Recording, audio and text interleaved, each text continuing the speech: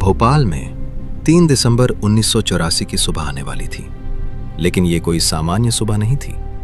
जैसे ही पहली रोशनी शहर पर पड़ी, वैसे ही एक ऐसी सच्चाई सामने आने लगी जिसे देखना आसान नहीं था। सड़कों पर असामान्य सन्नाटा था। जहां आम दिनों में सुबह से ही हलचल शुरू हो जाती थी, उस दिन वहां अजीब सी खामोशी पसरी हुई थी। लेकिन ये खामोशी शांत नहीं थी। ये खामोशी हो चुकी एक बड़ी त्रासदी की शोर मचा रही थी। कई इलाकों में लोग अपने घरों के बाहर या सड़कों पर पड़े हुए मिले। कई लोग रात में ही अपनी जान गंवा चुके थे और कई लोग अब भी सांस लेने के लिए संघर्ष कर रहे थे। 2 दिसंबर 1984। रात अभी पूरी तरह गहरी नहीं हुई थी, लेकिन भोपाल शहर धीरे धीरे नींद की तरफ बढ़ रहा था। सड़कें खाली होने लगी थी, दुकानों के शटर गिर चुके थे और घरों के अंदर लोग अपने दिन भर की थकान मिटाने के लिए सोने की तैयारी कर रहे थे। सब कुछ सामान्य लग रहा था, इतना सामान्य कि किसी को अंदाजा भी नहीं था कि कुछ ही घंटों बाद यही शहर एक एक सांसों के लिए तड़पने वाला है। भोपाल, झीलों का शहर, जहां की ठंडी हवा गर्मियों में भी राहत देती थी। यह शहर भागता नहीं था, बल्कि शांति से जीवन जीता था। सुबह की शुरुआत सैर सपाटे और मीठी चाय से होती थी और रात परिवार के बीच ठहाकों के साथ खत्म होती थी। लेकिन इस शांत शहर के एक कोने में कुछ ऐसा था जो इस शांति का हिस्सा नहीं था। एक फैक्ट्री, यूनियन कार्बाइड का प्लांट। दिन में यह बस एक औद्योगिक इमारत लगती थी, लेकिन रात में इसके अंदर मशीनों की आवाजें कुछ और ही कहानी कहती थी। यहां एक केमिकल बनाया जाता था, कीटनाशक, ताकि खेतों को बचाया जा सके। लेकिन उस केमिकल को बनाने के लिए जिस गैस का इस्तेमाल होता था, वो गैस खुद एक बहुत बड़ा खतरा थी। मेथिल आइसोसायानेट, MIC, एक ऐसा नाम जिसे उस समय बहुत कम लोग जानते थे, लेकिन ये वही था जिसका नाम कुछ ही घंटों बाद पूरी दुनिया जानने वाली थी। ये गैस दिखाई नहीं देती थी, लेकिन अगर हवा में घुल जाए तो इंसान की सांसों के रास्ते सीधे उसके शरीर के अंदर चली जाती थी। पहले आंखों में जलन, फिर गले में दर्द और फिर सांस रुकना। इतनी खामोशी से, इतनी तेजी से कि समझने का मौका भी नहीं मिलता। अब सवाल यह है, इतनी खतरनाक चीज इस शहर के बीच क्यों रखी गई थी? जवाब सीधा था, जरूरत। देश को खेती के लिए कीटनाशक चाहिए था और यह फैक्ट्री उसी जरूरत को पूरा कर रही थी। शुरुआत में सब कुछ कंट्रोल में था। सुरक्षा के सिस्टम लगे हुए थे, हर चीज मॉनिटर होती थी और खतरे को दूर रखने की पूरी कोशिश की जाती थी। लेकिन समय के साथ सब कुछ बदलने लगा। खर्च कम करने के लिए कुछ फैसले लिए गए, कुछ मशीनें बंद कर दी गईं, कुछ सिस्टम आधे अधूरे चलने लगे और कुछ चेतावनियां सिर्फ फाइलों में दबकर रह गईं। फैक्ट्री बाहर से वही थी, लेकिन अंदर कुछ भी पहले जैसा नहीं था। और सबसे खतरनाक बात, वो टैंक जिसमें MIC गैस रखी जाती थी, अब उतना सुरक्षित नहीं था जितना होना चाहिए था। लेकिन शहर के लोग इन सब चीजों से बेखबर थे। उनके लिए वो फैक्ट्री बस एक नौकरी का साधन थी, उनकी जिंदगी का बस एक सामान्य हिस्सा। किसी को नहीं पता था कि उसी शहर में एक अदृश्य खतरा धीरे धीरे तैयार हो रहा है। एक ऐसा खतरा जो सिर्फ एक गलती का इंतजार कर रहा था। और फिर वो रात आई, 2 दिसंबर 1984 की रात। शुरुआत में सब कुछ सामान्य था, लेकिन फैक्ट्री के अंदर बदलाव शुरू हो चुके थे। ऐसी घटनाएं शुरू हो चुकी थीं जो कुछ ही घंटों में इतिहास की सबसे भयानक त्रासदियों में बदलने वाली थीं। भोपाल शहर दिन भर की थकान के बाद अब पूरी तरह सो चुका था, लेकिन यूनियन कार्बाइड के प्लांट में टैंक E610 के अंदर रखी हुई MIC गैस अब धीरे धीरे अनस्टेबल होने लगी थी। उस टैंक के अंदर कर्मचारियों की लापरवाही से पानी चला गया था। MIC एक बहुत ही खतरनाक केमिकल होता है और जब ये पानी के संपर्क में आता है तो इसके अंदर एक तेज केमिकल रिएक्शन शुरू हो जाता है।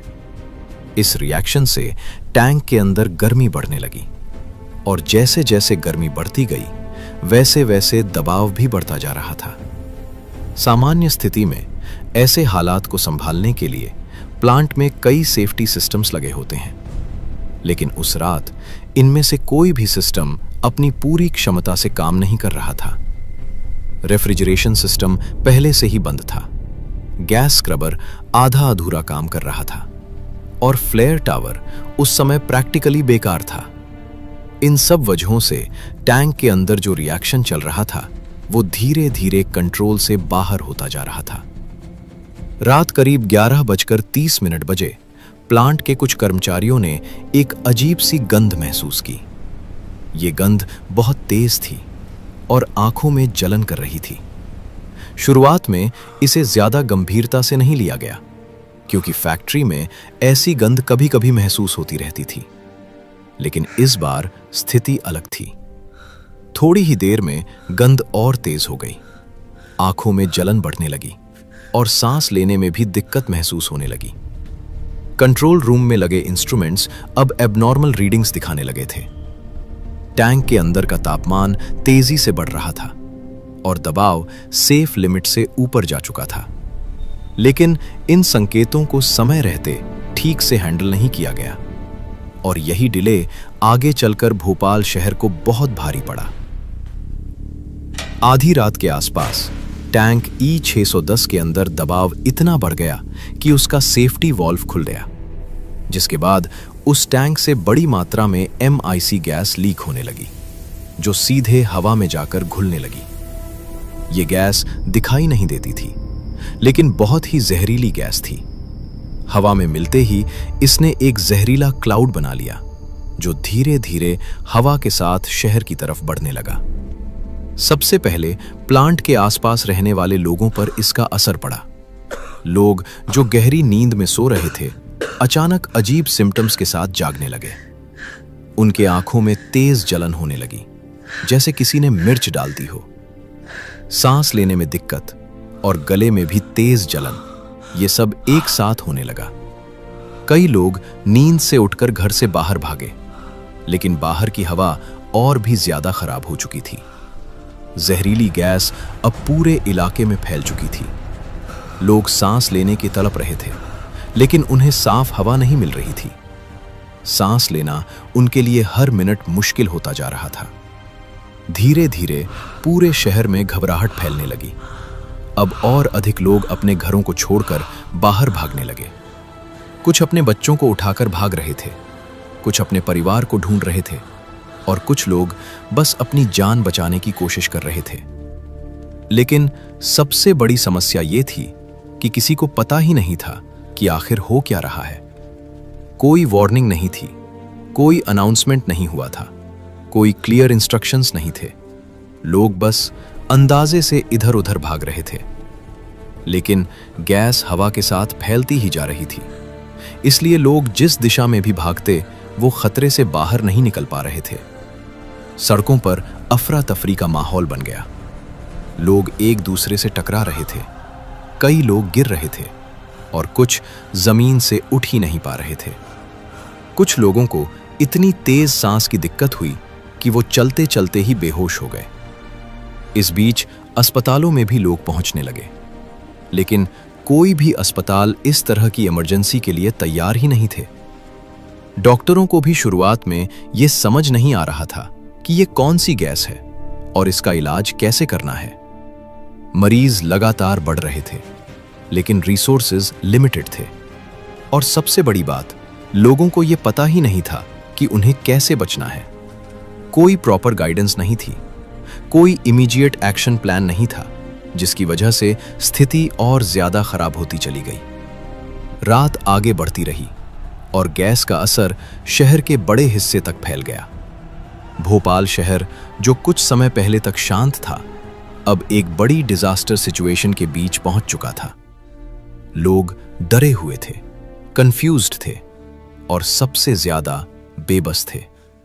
क्योंकि जिस खतरे का वो सामना कर रहे थे वो दिखाई नहीं दे रहा था, लेकिन वो हर सांस के साथ उन पर असर कर रहा था। ये रात अब सिर्फ एक रात नहीं रही थी, ये एक ऐसी घटना बन चुकी थी जिसने पूरे शहर को एक साथ प्रभावित कर दिया था, और इसी के साथ भोपाल की जिंदगी हमेशा के लिए बदलने लगी। रात अब धीरे धीरे खत्म हो रही थी। भोपाल में 3 दिसंबर 1984 की सुबह आने वाली थी, लेकिन ये कोई सामान्य सुबह नहीं थी। जैसे ही पहली रोशनी शहर पर पड़ी, वैसे ही एक ऐसी सच्चाई सामने आने लगी जिसे देखना आसान नहीं था। सड़कों पर असामान्य सन्नाटा था। जहां आम दिनों में सुबह से ही हलचल शुरू हो जाती थी, उस दिन वहां अजीब सी खामोशी पसरी हुई थी। लेकिन यह खामोशी शांत नहीं थी। यह खामोशी हो चुकी एक बड़ी त्रासदी की शोर मचा रही थी। कई इलाकों में लोग अपने घरों के बाहर या सड़कों पर पड़े हुए मिले। कई लोग रात में ही अपनी जान गंवा चुके थे, और कई लोग अब भी सांस लेने के लिए संघर्ष कर रहे थे। जो लोग बच गए थे उनकी हालत भी ठीक नहीं थी। आंखों में जलन, लगातार खांसी और सांस लेने में दिक्कत, ये समस्याएं लगभग हर प्रभावित व्यक्ति में दिखाई दे रही थीं। सुबह होते होते अस्पतालों के बाहर लोगों की भीड़ और ज्यादा बढ़ने लगी। हर कोई इलाज चाहता था, लेकिन अस्पतालों की स्थिति खुद ही एक चुनौती बन चुकी थी।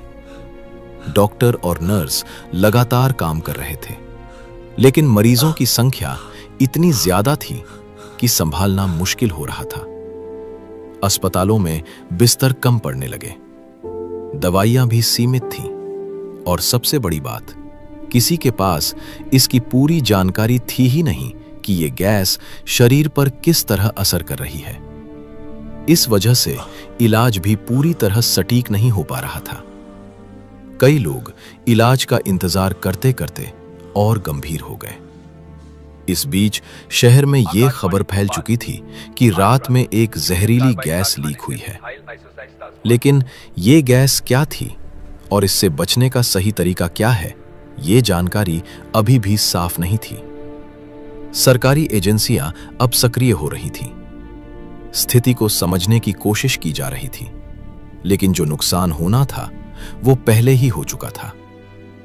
शहर के कई हिस्सों में लोग अपने परिवार के सदस्यों को ढूंढ रहे थे। कोई अपने बच्चे को ढूंढ रहा था, कोई अपने माता पिता को, और कोई अपने जीवन साथी को। कई परिवार इस घटना में बिछड़ चुके थे, और कई अभी भी ये समझने की कोशिश कर रहे थे कि उनके साथ आखिर ये क्या हुआ। कुछ लोग जो रात में शहर छोड़कर चले गए थे अब वापस लौट रहे थे, लेकिन जो दृश्य उनके सामने था वो पहले जैसा नहीं था। सड़कें खाली थीं और हवा में अब भी एक अजीब सी गंध थी। धीरे धीरे इस घटना के आंकड़े सामने आने लगे। हजारों लोग सीधे इस गैस के असर से प्रभावित हुए थे, और बहुत सारे लोगों की मौत हो चुकी थी। लेकिन असली असर सिर्फ उसी रात तक सीमित नहीं था। जो लोग बच गए थे उनमें से कई लंबे समय तक बीमार रहे। कई लोगों की आंखों की रोशनी पर असर पड़ा, कई को सांस की गंभीर बीमारियां हो गईं, और कुछ लोगों के शरीर पर इस गैस का असर सालों तक बना रहा। इस घटना ने सिर्फ एक रात में हजारों जिंदगियों को बर्बाद कर दिया।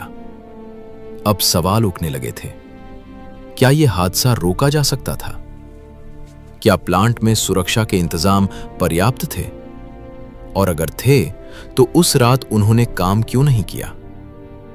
धीरे धीरे जांच शुरू हुई। रिपोर्ट्स सामने आने लगी, जिनमें यह पाया गया कि प्लांट में कई सुरक्षा खामियां थीं। कई सिस्टम ठीक से काम नहीं कर रहे थे, और कुछ काफी समय से बंद थे।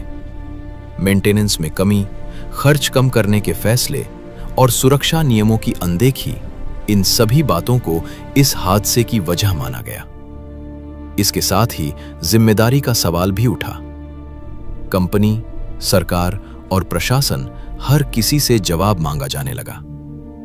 लेकिन जवाब मिलना इतना आसान नहीं था, क्योंकि इस घटना का असर सिर्फ उस रात तक सीमित नहीं था, बल्कि आने वाले कई सालों तक लोगों की जिंदगी को प्रभावित करता रहा।